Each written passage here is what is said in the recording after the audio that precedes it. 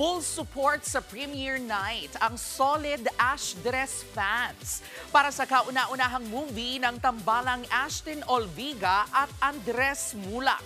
Nasa frontline ng balitang yan, si MJ Marfori.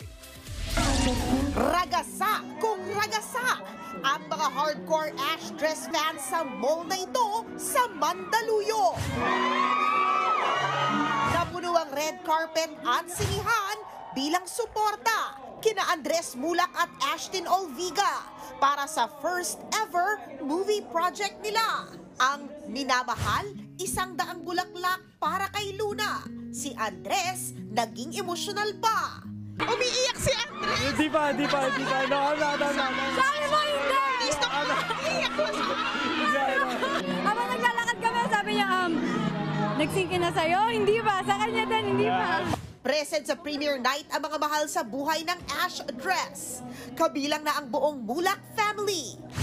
Sabi nga ni na Andres at Ashton, regalo rin nila ang pelikula sa kanilang mega fandom. It's been a ride, but it's just the beginning and there's a lot more to come. So... Showing ng pelikula nila sa mga sinihan simula bukas. Rafi. Nagbabalita mula sa frontline. MJ Marfori, News 5. Mga kapatid, Jervy Wrightson po, eto na nga. Para sa latest showbiz news at iba pang kay-alaman, mag-follow at mag-subscribe na sa social media pages ng News 5.